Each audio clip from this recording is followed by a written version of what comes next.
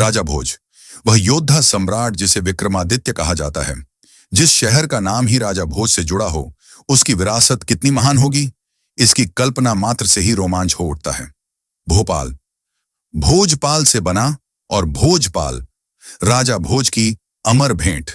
लेकिन क्या आप जानते हैं कि राजा भोज केवल एक पराक्रमी योद्धा ही नहीं, बल्कि साहित्य, विज्ञान, वास्तुशास्त्र और न्याय के अद्वितीय संरक्षक भी थे। जब हम प्राचीन भारत के महानतम राजाओं की बात करते हैं, तो सबसे पहले नाम आता है सम्राट अशोक का, फिर चक्रवर्ती सम्राट विक्रमादित्य का। लेकिन एक और नाम है जो इतिहास के पन्नों में उसी स्तर पर खड़ा है, राजा भोज। 15वीं शताब्दी के कवियों और इतिहासकारों ने उन्हें विक्रमादित्य की तरह आदर्श राजा माना।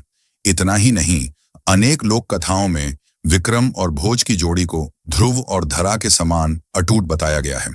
आइए इस अद्भुत सम्राट की गाथा को विस्तार से जानें, जो न केवल युद्ध भूमि का नायक था, बल्कि ज्ञान, न्याय और संस्कृति का भी अद्वितीय स्रोत था।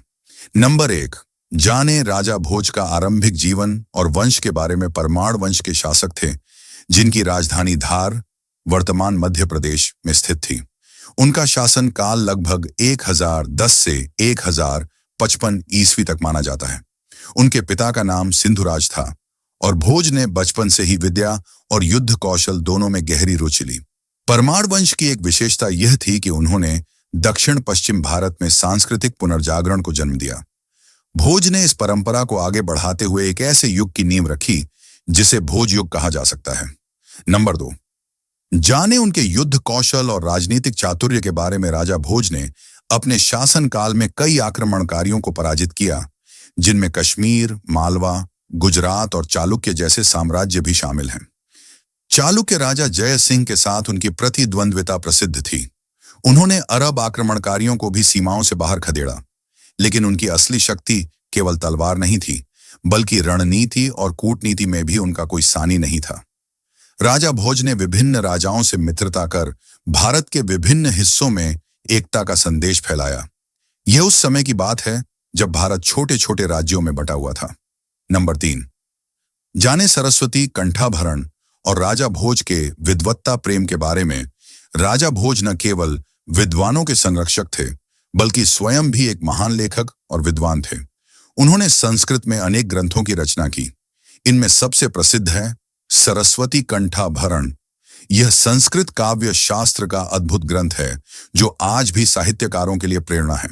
इसके अलावा राजमार्तंड योग का ग्रंथ, साम्रांगण सूत्रधार वास्तुशास्त्र पर आधारित, शब्दानुशासन, व्याकरण पर, युक्तिकल्पतरु, तर्क और गणित पर।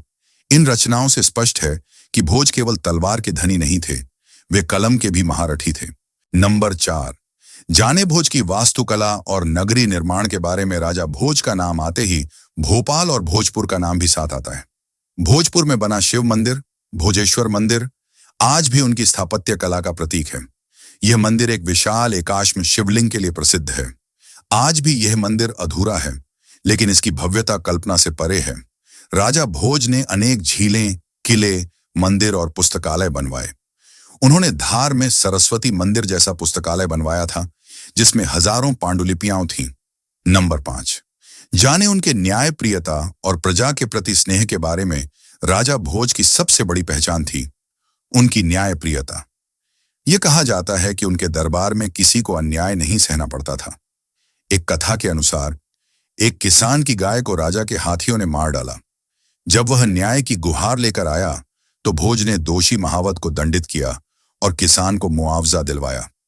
उन्होंने अपने दरबार में नवरत्नों जैसी विद्वान मंडली रखी, जो नीति, न्याय और ज्ञान से राज्य को सुशासित करती थी। नंबर 6, जाने राजा भोज की विक्रमादित्य से तुलना क्यों। राजा भोज और सम्राट विक्रमादित्य में कई समानताएं थीं। दोनों ज्ञानप्रिय और न्यायप्रिय थे। दोनों ने विद्वानों को प्रोत्साहन दिया। दोनों के दरबार में नवरत्न थे। दोनों को लोक कथाओं में अमर बना दिया गया।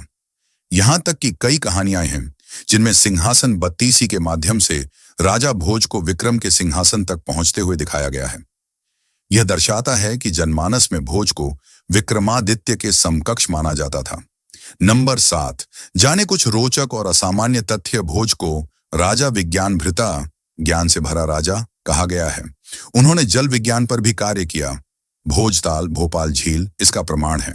उनकी रचनाओं में खगोल शास्त्र, तर्कशास्त्र, व्याकरण और चिकित्सा विज्ञान तक शामिल हैं। कुछ इतिहासकार मानते हैं कि उन्होंने तारामंडल जैसी संरचना का भी खाका खींचा था। नंबर 8, जाने राजा भोज की मृत्यु और विरासत के बारे में। 1055 ईस्वी में राजा भोज का निधन हुआ, लेकिन उनकी विरासत अमर हो गई।